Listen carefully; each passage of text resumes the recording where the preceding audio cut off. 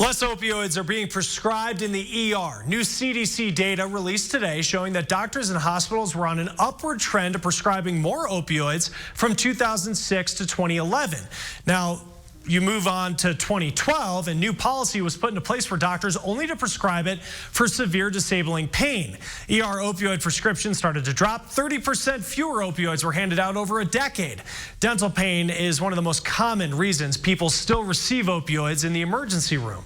Now, new technology can help doctors better manage patients that rely on opioids for chronic pain.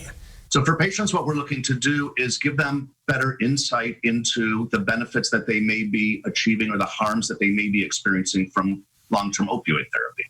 Now it's 24/7 opioid patient monitoring with an app, artificial technology, and a sleep sensor.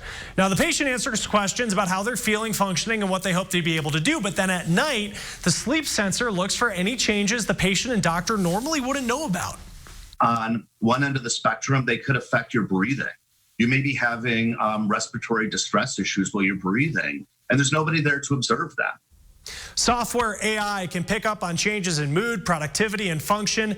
This helps doctors put together treatment plans and meet opioid prescribing recommendations. They do plan to expand this to benzodiazepines because they do come with risks that are similar to opioids. Seniors, believe it or not, now the fastest growing group of video gamers. We're going to take a look at how the games are improving their health and what it might do for you no matter your age. Forecast the next few days certainly doesn't look like January, but we are going to warm up. 52 and windy tomorrow. Then that rain developing Thursday night through Friday and Saturday. Could see 2 to 4 inches of rainfall with highs around 60 degrees. We'll dry it out the second half of the weekend and cool down a bit with a high right around 40. Thanks for joining us here on the Now Indy. The news at 6 starts right now. This is RTV6 News at 6, working for you. A bill filed at the State House to improve the reporting of bullying. And Call 6 Investigates Kara Kenny will tell you how it works and how it could impact your child. Suicides impacting a central Indiana county hard, especially among young people. We look at this issue through first responders' eyes, what they are doing to try to save lives. A flood watch has been issued. I'll have details on that and the timing of potential heavy rain. A warning for anyone who is looking for a vehicle on Facebook Marketplace. One family is out hundreds of dollars after trying to buy a used truck. Well, you need to know tonight. Right now at 6, breaking news into the RTV6 newsroom. We've just learned a 13-year-old boy is in critical condition after he was shot around 4 o'clock this afternoon on the city's northeast side on the 4,000 block of Windhill Drive. That's near 42nd and North Post Road. IMPD says this is a case of a gun being too accessible to kids. Police say other kids were also in the house at the time of the shooting. Investigators aren't sure if this was an intentional or accidental shooting. They're looking into that. But again, a 13-year-old is in critical condition as a result of the shooting. We'll keep on top of this one for you throughout the evening. The news Pacers fans have been waiting for. Victor Oladipo has announced he will return to game action at the end of this month. What's up, Pacer fans? It's Victor Oladipo here. I just want to let you guys know personally that I plan on making my return January 29th against the Bulls at home. The Pacers tweeted Oladipo's announcement this afternoon. Again, Oladipo revealed he will return to game action January 29th against the Chicago Bulls. He has been out since January of last year after suffering a torn quad knee tendon. RTV6 Sports Director Dave First will have much more on this developing story live from Bankers Live Fieldhouse coming up later in sports. New efforts are underway to address bullying in your child's classroom. Call 6 Investigates Kara Kenny has been digging into this problem for years and explains why one lawmaker believes his bill could save lives. It's day 3 of session here at the Indiana General Assembly, and at least one lawmaker says bullying should be a top priority. Representative Greg Porter filed this bill to improve reporting of bullying incidents. It has to be transparent when it comes to our children. Children are still dying. Children are trying to commit suicide. Representative Greg Porter is fired up about bullying in Indiana schools. He filed House Bill 1167. It will require charter schools and private schools to adopt anti-bullying policies if they accept funding or financial assistance from the state. Public schools are required to report bullying incidents to the State Department of Education, and many charter schools are reporting as well, but private schools are not. Parents say schools aren't reporting accurately. Call 6 Investigates found half of Indiana schools did not report a single bullying incident last school year. Prompted by our reporting, Porter passed a law in 2018 that allows the Department of Education to audit schools if parents suspect they're not telling the truth. The problem is the State Department of Education needs at least 2 parent phone calls about a school to do one of those audits. Is there anything that can be done legislatively this session to address schools that are still not reporting adequately? This is the 3rd day of our session, so there's something we're going to always do. We continue to modify that. We can amend the bill, but I think at this point, if you're receiving state dollars, you should be held to the same accountability as everyone else. You should not get a pass. And as we all know, bullying happens in schools all the time, and we just need to understand what is going on in regards to the school environment. The psychosocial well-being of our students is important in regards to a learning environment. If parents believe their school's bullying numbers aren't adding up, they're asked to call IDOE at this number. The problem is bullying numbers do not contain any student information, so parents don't know for sure if the school reported their child's incident to the state. Porter says that needs to be addressed, possibly by amending House Bill 1167. This language failed to get a hearing last year, but Representative Porter is confident it will get a hearing this year. Reporting from the State House, Kara Kenny, RTV6. Well, RTV6 reached out to the Indiana Non-Public Education Association for their response to this bill, and they told us they can't comment since they've not heard anything about it yet. We also reached out to a group representing charter schools. We are still waiting to hear back. Madison County officials say there is a problem in their county when it comes to young people taking their own life. This comes after the loss of yet another teenager in the area. RTV6's Troy Washington has a view of the issue through the eyes of first responders. James Harless grieves every loss he sees as a paramedic and firefighter in Anderson, where he's dedicated the last 13 years of work. The most recent suicide in the county is tough to stomach, on top of the numerous others. September of last year, there were actually 2 teen suicides that occurred on the same night. 4 months ago, Harless decided he couldn't go on without doing something to help the problem. While first responders see all types of things, they say responding to a suicide never gets easier. And that's why firefighters in Anderson are working to raise awareness about that issue. We know we can't solve or prevent all of them, but if we can get the information out there to maybe even say one person. Last year, South Madison Community Schools had 5 suicide attempts at its elementary schools. And since 2010, Madison County has consistently been ranked one of the highest in East Central Indiana when it comes to suicides. So I have, unfortunately, responded to a decent amount of suicides. Right now, the plan is to address the issue head on by passing out pamphlets and holding meetings in hopes of bringing down a number he's tired of seeing soar. Working for you in Madison County, Troy Washington, RTV6. Anderson firefighters are looking to bring a peer support program to Madison County for students who may be considering suicide. This would be in addition to programs on various campuses that are already in place, including access to counselors at most schools in the county. Kevin. 6:06 on what has been a sunny and dry day in central Indiana. Taking a look at White River in the downtown area, Indianapolis west side. There's the Lowhead Dam. This is just off of 16th Street. Just to show you right now, rivers well within their banks. The same can be said for creeks and streams. I do think that will change. I'll go back to the same spot on Friday and we'll see how that view changes. Our rain chances really start to ramp up 24 hours from now. Most of tomorrow's dry, but look how quickly rain chances go up tomorrow night on into Friday morning. We'll pick it up at 7 o'clock tomorrow night. Between 7 and 11, the first push of rain. Terre Haute to just west of Indy toward Kokomo and Peru.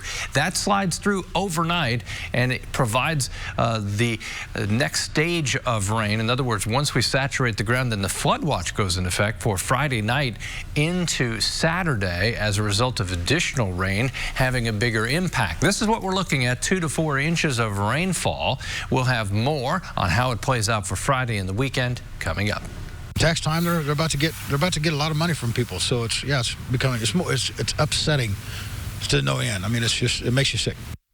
An urgent warning for anyone shopping for a vehicle on Facebook Marketplace. A local couple says they are out hundreds of dollars after trying to buy a used truck on the site. RTV6's Nicole Griffin is finding out tonight what happened and how it's impacting a legitimate business located in Indianapolis. This shiny red and white truck was supposed to be shipped to Anderson last month. It's a 1997 Ford F-250. Look brand new.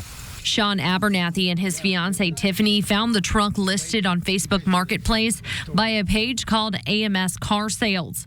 After several emails with the owner who claimed to be a widow, they paid $1,200. They asked us to get 6 eBay cards at $200 a piece to do the down payment. And the agreement was that we would get the down payment paid and the vehicle would be delivered. But then Sean says they were asked to pay even more money. We decided to decline. And when we declined, he said, hold on, we'll put you over to our financial department. The phones went dead. We went back to the site to see if we could make some more comments, and the site was gone. It's pretty upset. I mean, I buckled. I mean, it tore me up, but it destroyed our Christmas. There was no Christmas in our house. AMS Cars does exist here on the west side at 10th Street and Raceway Road. I talked to the manager today who tells me since finding out about these fake Facebook posts, they have been receiving thousands of phone calls of customers asking about these vehicles. Their message tonight, if the cars are not on their website, they are not available. A lot of angry customers. A majority of our time, of about 5-7 people that work here, goes in every day to explain to people whether they are on a phone or an email or a text message or a walk-in, explain to them, hey, kindly report it, please help us. Last month alone, AMS Cars received more than 8,000 calls about cars they don't have in stock. They posted a scam warning online, and this voice recording now plays when you call. There is a scam going on Facebook Marketplace. They want customers to do their research, Google the car's VIN number, know the difference between the two Facebook pages, and always check their website, amscars.com, to verify the vehicle. I mean, we're still paying for it. We're still trying to recover from $1,200 is a pretty good loss. Working for you in Indianapolis, Nicole Griffin, RTV6. And tonight we are waiting on a response from Facebook to see if anything can be done about the AMS Car Sales page. The manager at AMS Cars tells us over the last month the fake pages have been deleted and new ones have popped back up. The FBI tells RTV6 scams like this are increasing. In order to stop them, it's up to the victim who lost money to report it, which the man in this story has done. It's still not clear if the mother of 3 kids killed at a school bus stop will officially be charged for attacking the woman convicted in their deaths. In new court documents released today, police in Fulton County said Brittany Engel rushed past an officer after Alyssa Shepard was sentenced last month. Engel struck Shepard before she was restrained. Shepard was driving the pickup truck that hit and killed Engel's 3 children in 2018. The Fulton County prosecutor tells us that Engel has not been formally charged right now, but he says he is requesting a special prosecutor to take over this case and make a final decision. Shepard was sentenced to 4 years in prison, 3 years of home detention, and 3 years of probation in the deaths of those children. Moving to the RTV6 news feed, a shooting at a West Side apartment complex leaves a man dead. IMPD says officers arrived at the 700 block of Hardin Boulevard around 8:30 this morning and found a man in his early 20s with a gunshot wound in the stairwell of an apartment. That's near Cranor Park and I-465. Medics rushed the victim to a local hospital where he died. Investigators are trying to figure out who pulled the trigger. If you have any information, call Crime Stoppers at 317-262-TIPS. A vehicle crashes through a garage and into a house, and the driver inside is found dead. IMPD is calling this a homicide investigation. This all happened on the 2800 block of Hervey Street on the southeast side around 2:30 this morning. That's near East Raymond Street and South Keystone. The man found dead in the vehicle has been identified as 45-year-old Adrian Alexander. The coroner's office says Alexander's death appears to be a homicide. Police have not made any arrests yet. Nobel Peace Prize winner Malala Yousafzai will forever be an example of the power of children. Today, officials with the Children's Museum of Indianapolis added Malala to their exhibit called The Power of Children, Making a Difference. Malala has long advocated for girls' education in Pakistan. On her way home from school in 2012, Malala was shot in the head in retaliation for her activism. The then 15-year-old made a miraculous recovery, and she continues to fight for girls' education around the world. She has won a Nobel Peace Prize for her work. Still no movement on a half-completed hotel in Speedway. Construction has been stopped for months, and tonight we are digging deeper to find out why work has been halted and what it will take to get going again. Dave. Can't tell you how many times someone's come up to me, hey, Dave, when's Oladipo coming back? Well, now we kind of know. We'll have that. Plus, we're live at IU. Big night of hoop. Northwestern in town. The Heat are as well. That more coming up here in just a bit.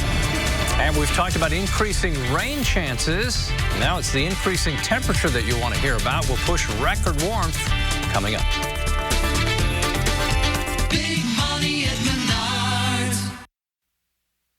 This is RTV6 News at 6, working for you.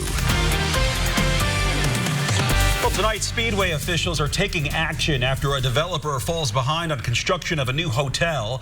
The developer has stopped work on the new Hilton Tapestry Hotel right across from the Indianapolis Motor Speedway at 16th and Main. And the project is now behind schedule. RTV6's Megan Sanctorum has been following this story for months. She found out what is causing the delay and what town leaders are doing to get it back on track.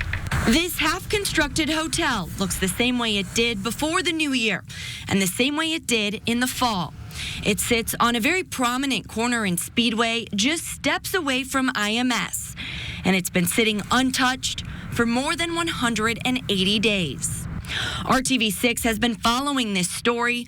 Tonight, we're learning the reason behind the work stoppage. Town leaders tell us the developer, Loftus Robinson, is facing financing issues.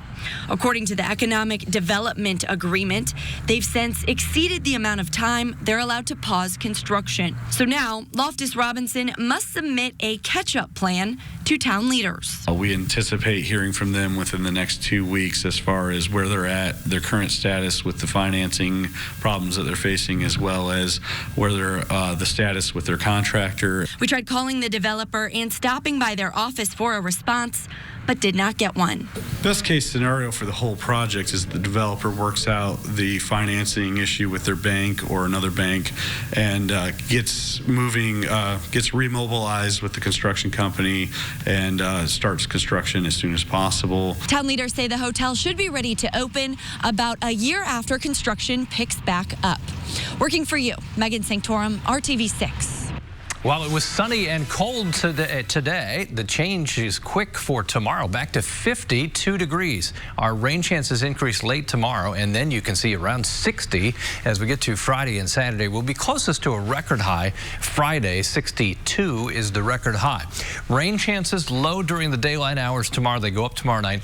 2 peak days, Friday and Saturday, periods of heavy rain potential. Eventually, Saturday, any remaining rain may mix with some snow before coming to an end as the colder air arrives. 3 different forecast models, all pretty consistent at bringing a lot of rain, between 2 to 3 inches in the metro area. There'll be spots at sea between 3 and 4 elsewhere. Put this in motion, take us through Saturday night, and you can see from Terre Haute to Peru Northwest. Now, one thing that's been inconsistent with the models is exactly where the axis of heaviest rain will be. They've all been consistent at bringing excessive rainfall, though, for much of central Indiana. Where's the warmth going to come from? Temperatures today actually below average. That's a rare day. To the south and west, 57 in Springfield, Missouri, 58 in Little Rock, Arkansas. A strong south wind tomorrow will bring the warmth north of the Ohio River and deliver it to central Indiana. Right now, temperatures are cold and we're clear. The wind will be light tonight. Temperatures, I think, have an early overnight low temperature in the upper 20s. We'll be in the 30s when you get going tomorrow. The wind speeds will be in the 30 to 35 mile per hour range during the day. Clouds will increase. Our rain chances really don't pick up until probably after dark tomorrow evening. There are the high temperatures, mid-50s in the southern third of the state. Then on Friday, around 60 degrees, and this includes periods of heavy rainfall. Tomorrow night at 11 o'clock, the first surge of rain. That takes us through 7 a.m. I think during the daylight hours Friday, we see rain, but it shouldn't be that heavy. It is Friday night into Saturday morning that we perhaps have our heaviest rainfall. Then you begin to see that wintry mix, mixing in some snow with the rain later in the day on Saturday. We're dry Sunday and Monday. Then we'll watch for more rainfall potential early next week. So I'm going to go ahead and ask the question. Hey, Dave, when's Victor Oladipo coming back? I'll tell you what, if I had a nickel every time someone came up to me and said, hey, Dan, when's Victor coming back? Well, now we know it's 3 weeks from tonight against the Chicago Bulls, although Patriots head coach Nate McMillan tells me the training staff and the doctors have yet to really sign off on that date. Not that they won't, but they need to do that before it is A-OK. Let's take a look, though, at Victor. This is just yesterday, and you see how well he's getting up and down the court now after that ruptured quad tendon nearly a year ago. Progress has been slow but deliberate. That's really been the advice of the doctors and the training staff and also other players that have gone through some injuries like Paul George and Gordon Hayward. No reason to rush back and perhaps have a setback if you do, but for now, that date is set. You know, that could change. That might not change. Who knows? But it's definitely good to have something to look forward to, especially after 12 months of wondering and hoping and not being sure and 12 months of the unknown. So to actually, you know, have something and a goal to look forward to is pretty astronomical for me in this process. But, you know, I'm way stronger now than I was before, especially mentally. Look at Victor's timeline. What a year it has been, right? January 23rd, that ruptured quad tendon. 11 days later, surgery down in Miami. 11 days after that, he released his first rehab video on the road to recovery. It all checks out to that now return here at the Fieldhouse, January 29th against the Chicago Bulls. Big game here tonight. They take on the Miami Heat. Big game in Bloomington as well. IU back at it, trying to bounce back from that loss Saturday at Maryland. Brad Brown standing by at the Assembly Hall with a look ahead to that one. Hey, Brad. Hey, Dave, IU taking on Northwestern here tonight. Hard to call this a must-win game this early in the Big Ten season, but after the Hoosiers lost 2 out of their first 3 on the conference schedule, you got to think that they want to turn things around, particularly after Saturday's performance at College Park. We take you back to the game against the Terrapins. IU played very well for the most part the first 25 minutes of that game, held the lead with 14 minutes to go. Then the offense dried up, the bottom fell out, and the last 9 minutes saw Maryland really put that game away. IU's struggles with shooting continue, just 4 of 18 from three-point range. In Saturday's game, they continue to shoot under 30% collectively from outside the arc over the course of this season. That will need to improve tonight. Northwestern, the only 0-3 team in the Big Ten. The Hoosiers will be favored in this game. That's not something they'll see a lot over the course of the next few weeks. As we take a look at the next 6 games on the IU schedule, that includes a trip here from Ohio State coming up on Saturday. Some games in the middle there, Nebraska on the schedule as well. And even after this bunch of games, Michigan State in the mix as well. They open February with another game against Ohio State, and then the first of the 2 games against Purdue will be here on February 8th. So the next 10 really for IU will be a very strong test to see where they're going to fall in the Big Ten by the time March rolls around. Real quickly, touching on Saturday once again, you know there's been a ton of buzz around here that it's Alumni Day on Saturday, and maybe a certain Coach Knight will be here. Nothing confirmed, but we'll certainly be here on Saturday to see that, and we'll be back tonight at 11 with highlights from this one. We'll see you then. Victor Oladipo has a news conference at 6:30 tonight, live streaming on the IndyChannel.com. The news at 6 continues after this quick timeout. Unforgettable jeweler. As we mentioned, heavy rain potential Friday and Saturday, a very mild 7-day forecast, but look what I found. Had to work hard, but our next opportunity for any very winter-like temperatures, some Arctic air, not until January 18th. Let's keep it in the future. Yeah. It's there now. I think I saw a negative, a minus there, right? Yeah. A few of them. Stay positive. All right. See you back here at 7 o'clock.